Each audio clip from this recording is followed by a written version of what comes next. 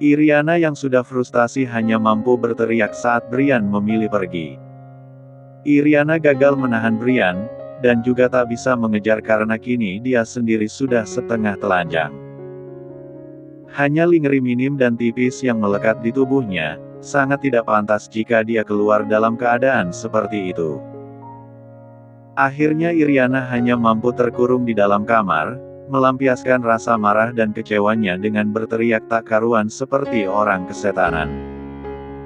Saking kerasnya teriakan Iriana, sampai terdengar di telinga Papa Teddy yang sedang berada di dalam kamarnya. Dengan perasaan cemas, Papa Teddy pun bangkit dan menemui Iriana. Memastikan bahwa menantunya tidak mengalami hal buruk. "Iriana," lirih Papa Teddy ketika tiba di depan kamar Iriana. Cukup terkejut saat melihat penampilan Iriana yang hanya menggunakan lingerie, sampai dia ragu untuk masuk.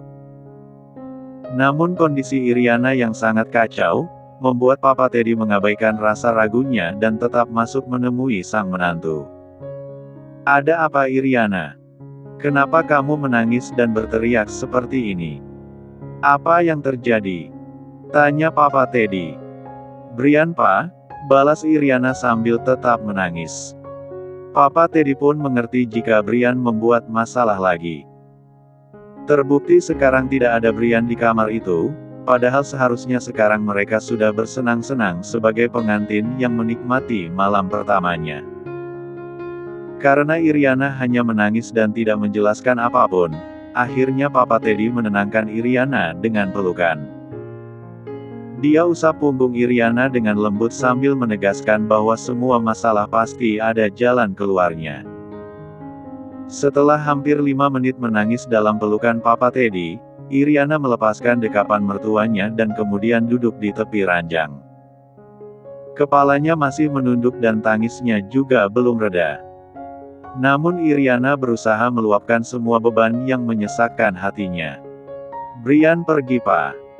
Di malam pertama pernikahan kami, Brian malah memilih wanita itu. Kenapa Brian setega itu Pak? Aku mencintainya dengan tulus.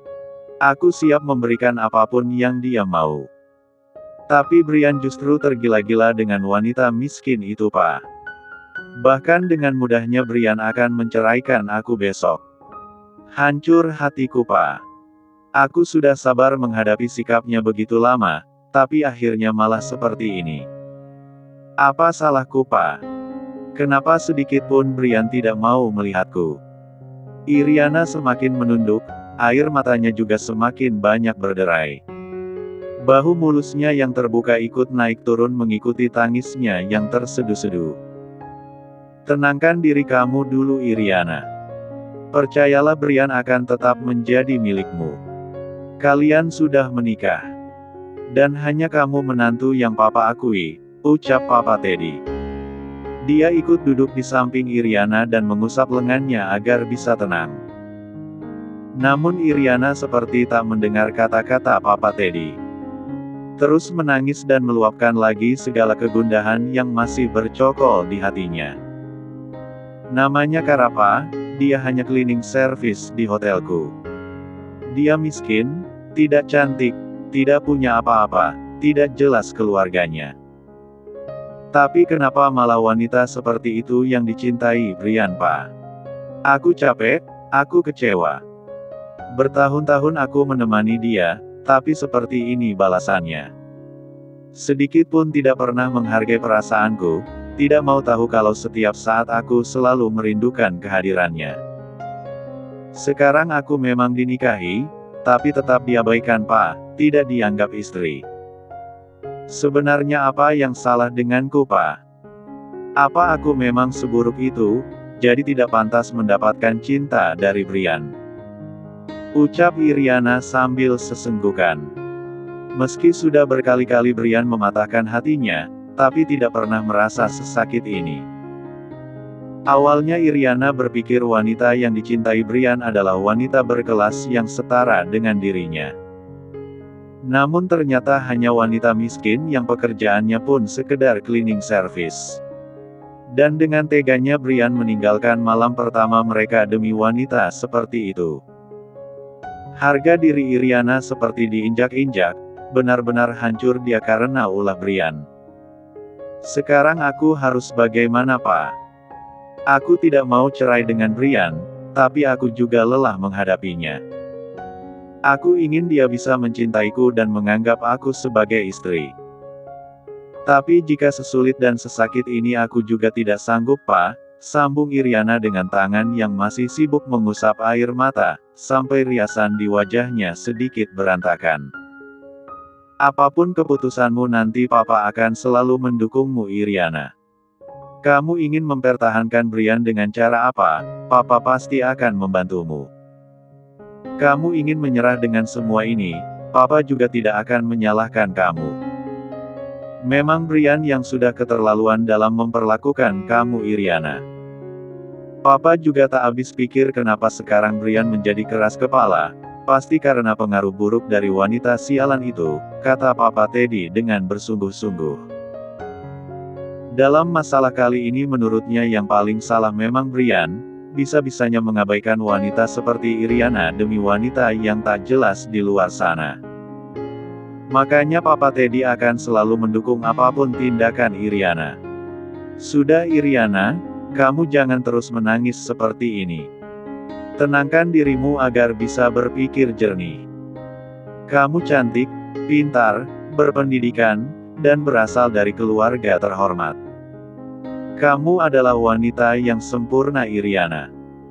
Kamu sangat berhak dicintai, dibahagiakan, diratukan. Brian saja yang buta, makanya tidak bisa melihat semua kebaikan yang ada dalam dirimu, lanjut Pak Teddy karena Iriana masih terus menangis. Tanpa disadari oleh Papa Teddy, pujian yang dia ucapkan barusan membuat Iriana tersentuh. Iriana sampai mengangkat wajahnya dan mendongak menatap Papa Teddy. Hingga beberapa detik mata keduanya saling beradu, seperti enggan memutus pandangan satu sama lain. Malah semakin lama tatapan keduanya semakin intens. Namun perlahan-lahan tatapan Papa Teddy tidak hanya fokus pada mata Iriana, tapi juga pada hal-hal lain yang ada dalam diri menantunya. Papa Teddy adalah pria normal, saat melihat Iriana berpenampilan seksi seperti itu dia pun terpengaruh. Sesuatu dalam dirinya bangkit dan menimbulkan dorongan kuat untuk mengejar apa yang memang dia inginkan saat itu. Papa Teddy tidak tahu apa yang ada dalam pikiran Iriana, mengapa wanita itu diam saja saat dia menunjukkan gerak-gerik yang tak biasa. Namun Iriana sendiri juga tak terlalu memahami bagaimana perasaannya saat itu. Mungkin karena hatinya terlalu hancur oleh sikap Brian, atau mungkin karena sikap lembut Papa Teddy yang selalu mengerti dirinya, makanya Iriana masa bodoh dengan sinyal bahaya yang nampak jelas di depan mata. Lalu entah siapa yang memulai lebih dulu, tiba-tiba saja Papa Teddy dan Iriana sudah bersatu dengan mesra. Tidak ada lagi jarak di antara mereka, tubuh saling merapat dan tangan saling mendekap erat. Pelayan yang tak sengaja melihat mereka langsung terkejut hingga menutup mulutnya dengan kedua tangan. Pemandangan di depan mata sangat jelas dan sangat tidak pantas. Bahkan pelayan yang hanya menjadi penonton saja merasa jijik sendiri. Tuan Brian harus tahu apa yang terjadi sekarang, lirih pelayan sambil menggelengkan kepala. Sangat muak dengan sikap Iriana yang katanya nona muda, tapi sama murahnya dengan wanita penghibur di luar sana. Malam yang panjang akhirnya bergulir dan berganti pagi. Kara terbangun dan mengingat semua yang terjadi semalam dengan jelas. Jika sudah seperti ini maka dia tak akan bisa kabur lagi dari Brian, tak bisa menyembunyikan lagi perasaannya yang selama ini terpendam. Karena dengan jelas Kara pun menginginkan sentuhan seperti semalam. Pagi ini Kara jadi malu sekali.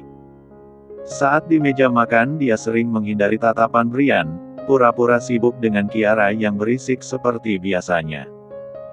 Mommy Daddy, hari ini aku pergi ke daycare ya. Aku bocan di rumah. Aku ingin bermain dan bercerita dengan Noah, pinta Kiara. Menatap Mommy dan dadinya dengan penuh harap. Noah, balas Brian. Iya Dat. Aku merindukan Noah. Pakti cekalang dia sudah punya banyak cerita celu. Aku sangat senang mendengar Noah bercerita Dat, jawab Kiara dengan riangnya. Dari sorot matanya memang nampak jelas jika dia merindukan Noah. Jika Kara hanya menggeleng-gelengkan kepala dan memandang Kiara dengan gemas, lain halnya Brian yang menatap anaknya dengan cemburu. Kenapa Kiara harus merindukan Noah? Lalu siapa yang akan merindukan Daddy? Tanya Brian pura-pura cemberut. Kan sudah ada Mommy yang merindukan Daddy. Iya kan Mom? Mendengar jawaban polos Kiara, Kara hampir tersedak oleh minumannya. Kiara membuatnya teringat lagi dengan sentuhan Brian semalam.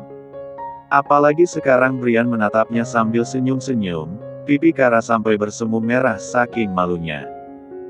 Kalau misalkan Mommy tidak mau merindukan Daddy bagaimana? Tanya Brian pada Kiara sengaja untuk menggoda Kara. Melihat Kara malu-malu seperti ini membuat hati Brian berbunga-bunga. Jika tidak ada Rami dan Kiara di sana, pasti Brian sudah mengajak Kara untuk mengulang yang semalam. Halus mau Dat. Kata Noah orang yang sudah menikah itu halus sekali merindukan. Jawaban itu membuat Brian sedikit terkejut. Penasaran apa saja yang sudah diceritakan Noah pada Kiara. Nampaknya bocah yang bernama Noah itu sudah mengetahui banyak hal. Noah cerita apa saja? Tanyanya. Banyak Daddy. Noah itu cepelti pendongeng yang selalu punya cerita celu. Makanya cekalang aku mau ke Dekel. Aku mau mendengar cerita-cerita balunya Noah. Kiara tetap antusias untuk datang ke daycare, sudah tak sabar bermain dengan teman-temannya terutama Noah. Iya nanti ke daycare. Tapi sekarang habiskan dulu sarapannya, biar nanti lebih semangat bermainnya, tegas Kara karena Kiara terlalu asyik bicara sampai sarapannya yang tinggal sedikit tidak juga dihabiskan. Kak, bagaimana kalau aku saja yang mengantar Kiara ke daycare? Sebentar lagi aku berangkat, tawar Rami. Sarapannya sudah habis lebih dulu dan sudah siap berangkat kuliah. Boleh. Ini sarapan Kiara juga sudah hampir habis. Kiara mau kan ke daycare-nya diantar Tante Rami? Tanya Kara sambil menatap Kiara. Oke Mom. Akhirnya setelah menghabiskan sarapannya, Kiara berangkat ke daycare dengan diantar Rami. Kini tinggal Kara dan Brian yang ada di meja makan. Meskipun masih merasa malu tapi Kara memanfaatkan kesempatan itu untuk bertanya tentang kejanggalan semalam. Kenapa semalam kamu malah pulang Brian? Lalu bagaimana dengan Nona Iriana yang kamu tinggal sendirian? Apa dia tidak mencarimu? Kara menatap Brian dengan perasaan yang sedikit sesak. Menyebut nama Iriana, Kara jadi teringat lagi dengan pernikahan Brian. Walaupun semalam dia sudah mendapatkan sentuhan yang dia dambakan, tapi tidak munafik dia juga sedih saat menyadari bahwa istri Brian bukan hanya dirinya. Aku tidak peduli dia akan mencariku atau tidak. Aku menikah dengannya karena terpaksa, untuk melindungi kamu agar tidak dipermalukan olehnya, jawab Brian berterus terang. Sekarang semuanya harus diungkapkan, Kara harus tahu yang sebenarnya. Melindungi aku? Tanya Kara dengan bingung. Iya. Brian mengangguk dengan serius, menegaskan bahwa jawabannya memang fakta. Tapi kemudian Kara hanya diam. Sekedar matanya yang menatap Brian, meminta penjelasan atas ucapan barusan. Mengerti dengan jalan pikiran Kara, Brian pun menarik nafas panjang. Lalu menjelaskan semua yang tidak Kara ketahui. Tak lama setelah kita menikah, sebenarnya aku sudah membatalkan pernikahanku dengan Iriana. Aku akhiri hubungan kami, tapi Iriana tidak terima. Dia terus menyiapkan pernikahan dan menganggap seolah-olah tidak terjadi apa-apa antara aku dan dia. Bahkan pada papaku juga dia tidak mau berterus terang. Sampai akhirnya aku sendiri yang bicara dengan papa, dan kami sempat ribut karena papa juga memaksaku untuk menikahi Iriana. Aku sudah menolak tegas. Aku katakan pada mereka kalaupun pesta masih dilangsungkan, aku tetap tidak akan datang. Tapi kemudian Iriana menggunakan kamu untuk mengancamku. Penjelasan Brian membuat Kara tidak bisa berkata-kata. Tak pernah membayangkan jika selama ini Brian sudah menanggung semuanya sendirian. Ternyata itulah alasan Brian mengajaknya pergi ke luar negeri kemarin. Tapi dia malah keras kepala dan tidak mau menuruti apa kata Brian. Iriana sudah tahu bahwa kamulah istriku. Dia mengancam akan mempermalukan kamu di pesta jika aku tidak datang dan menikahinya.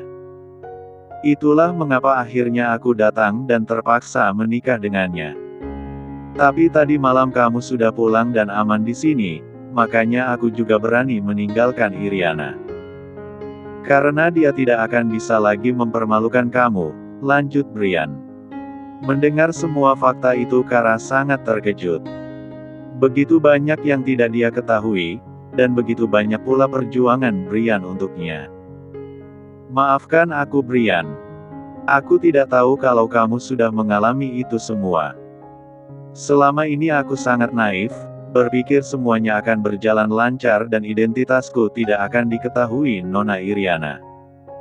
Tapi ternyata aku salah. Bahkan semua ini terungkap jauh lebih awal, ucap Kara dengan kepala yang menunduk. Merasa malu pada Brian dan juga pada diri sendiri. Sebelumnya bersikeras menyuruh Brian menikahi Iriana, tidak pernah berpikir jika akhirnya dia akan sakit hati sendiri saat melihat Brian dan Iriana benar-benar menikah. Terus percaya diri bahwa dia bisa mundur sewaktu-waktu, tapi nyatanya malah jatuh pada perasaan yang begitu dalam. Tidak perlu meminta maaf, sekarang yang penting kamu sudah tahu semuanya. Aku janji akan menyelesaikan masalah ini sampai tuntas, agar nanti tidak ada lagi yang mengancam kamu atau Kiara. Sekarang yang aku minta dari kamu, menurutlah dan jangan banyak membantah.